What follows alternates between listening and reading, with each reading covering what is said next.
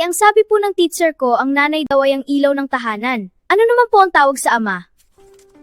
Anak, ang tawag naman sa ama ay ang tagapundi ng ilaw ng tahanan.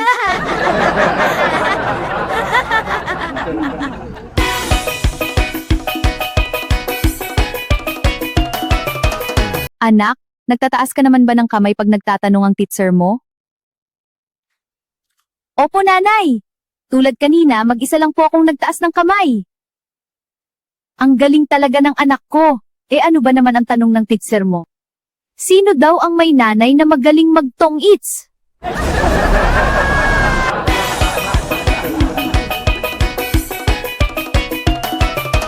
Liway, nandyan ka ba?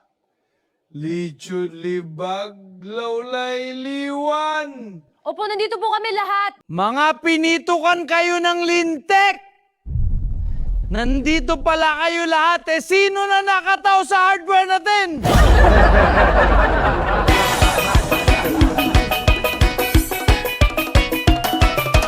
Junior, kinuha mo ba yung pera sa bulsa ng pantalong ko nawawala?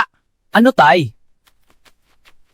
Sabi ko, kung kinuha mo yung pera sa bulsa ng pantalong ko, nawawala. Di ko talaga marinig, tay. Palit nga po tayo. Dito ka sa inuupuan ko.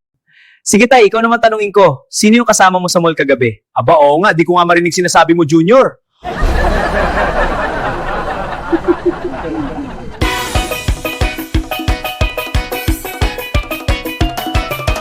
Si Lolo at Lola ay seryosong nanonood ng isang sikat na skandal na yumanig noon sa daigdig ng pelikula.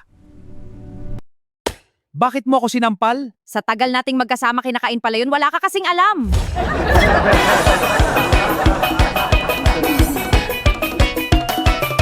Pare, pautang muna ako ng 5 kilong bigas, 3 lata ng corned beef, saka 5 lata ng sardinas, bayaran ko agad pag nagpadala ng pera ang pare mo galing Saudi.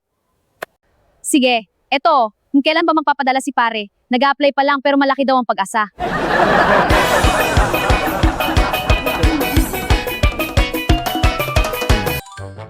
Hey everyone, I'm at the airport, ready to go to China. Look at this huge plane. Let's climb up.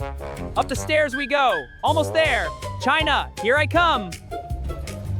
For the first time, he traveled far from home.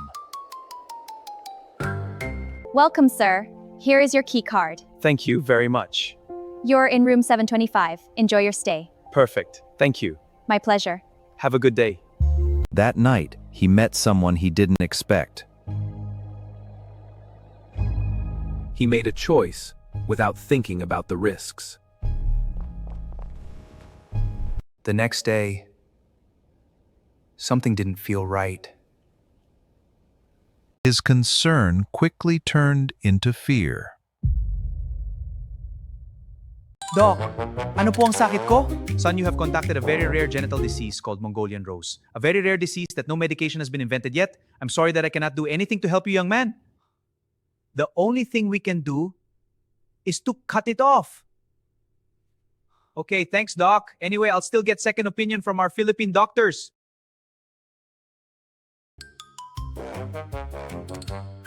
Doc, may pag-asa pa ba ako? Sabi ng Chinese doctor, operasyon daw ang kailangan para putulin. Yun lang ba ang paraan, Doc? Ganyan naman ang mga Chinese doctors. Operasyon ang solusyon para kumita sila. Ang ibig mong sabihin, Doc, hindi na kailangan ng operasyon para putulin? Hindi na. Ang kailangan mong lang gawin ay maghintay ka ng 1 linggo at kusa na itong malalaglag.